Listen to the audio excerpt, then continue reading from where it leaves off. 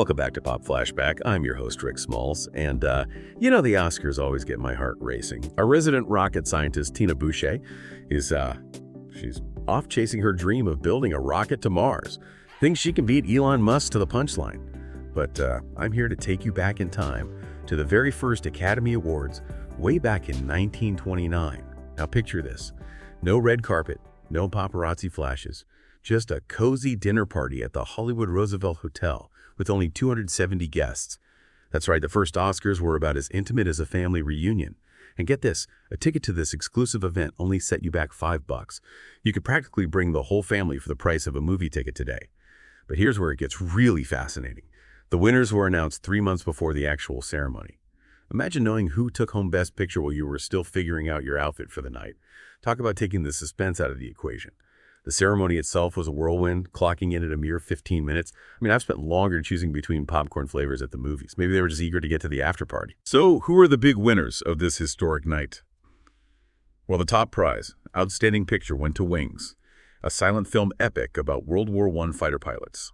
It's a story of love, rivalry, and aerial combat, and it captivated audiences back in the day. Another groundbreaking film, Sunrise, A Song of Two Humans, directed by the visionary F.W. Murnau, took home a unique award. You see, the Academy was still experimenting back then, and they decided to hand out an award for a unique and artistic production. Now, this award was only given that year, adding an extra layer of intrigue to Sunrise's victory. The film was praised for its stunning visuals and innovative use of light and shadow, techniques that pushed the boundaries of filmmaking at the time. And even though it didn't win Outstanding Picture, The Last Command did earn Emil Jannings the very first Best Actor Oscar. Now, I know you're dying to know who won Best Actress, right? Well, that honor went to the original It Girl herself, Clara Bow. Clara was the epitome of the Roaring Twenties, a true flapper icon with a magnetic personality that could light up the screen. But her win wasn't just for one role. She actually received the award for her performances in 3 movies: Seventh Heaven, Street Angel, and you guessed it, Sunrise, A Song of Two Humans. Imagine winning an Oscar for every role you played in a year. The acceptance speeches alone would take hours. They definitely don't do things like that anymore. So what does this tell us about the early days of the Academy Awards? Were they trying to figure things out, or were they making a statement about a power of versatile actors like Clara Bow? It's a question worth pondering, and maybe we'll uncover some more clues as we continue our journey through Oscar history.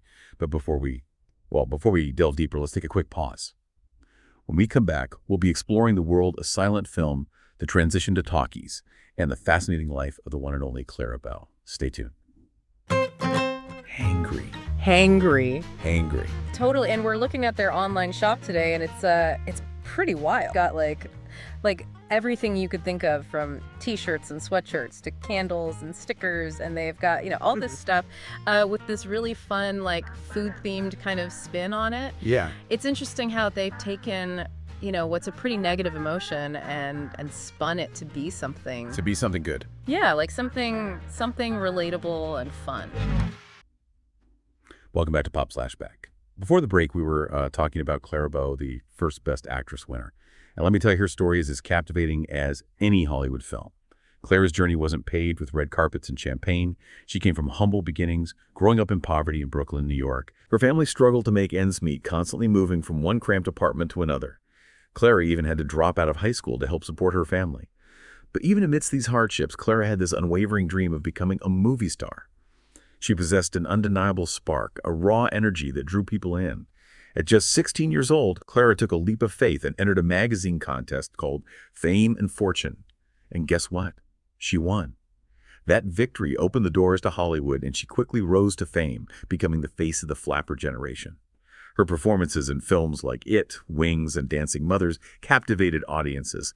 She had this incredible ability to portray both sweet and sassy characters with equal charm.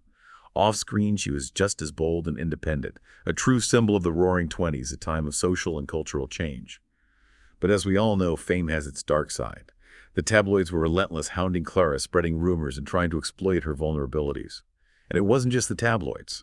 The transition from silent films to talkies was a tumultuous period in Hollywood. Many silent film stars struggled to adapt, their careers fading as quickly as they had risen. Clara, however, embraced the challenge. She jumped headfirst into the world of talkies, proving her talent and versatility in films like The Wild Party and Dangerous Curves. But the pressure of maintaining her stardom, combined with the relentless scrutiny of the press, took a toll on her mental health. In 1933, at the young age of 28, Clara made the difficult decision to retire from acting. She left the glitz and glamour of Hollywood behind, seeking a quieter life with her husband Rex Bell on a ranch in Nevada. It's a bittersweet ending to a remarkable career. Clara Bow, the girl from Brooklyn who became a Hollywood legend, ultimately chose peace over the relentless demands of fame. It was a heartbreaking departure for her fans, but a necessary step for Clara's well-being. Even though her time in the spotlight was relatively short, Clara Bow left an unforgettable mark on Hollywood. She was a pioneer, a symbol of the Roaring '20s, and her films continue to captivate audiences to this day. So the next time you see an actress light up the screen, think of Clara Bow, the girl from Brooklyn, who became the original It Girl, the one who defied expectations and paved the way for future generations of female stars. And speaking of paving the way, who do you think paved the way for the Best Actor award? Was Emil Jannings in The Last Command the rightful winner of that very first Oscar? Or is there another performance from 1928 that you would have chosen? Let me know your thoughts in the comments below. I'm always fascinated to hear your perspectives. Thanks for listening, and remember to like and subscribe so you can get the next episode. Smalls out.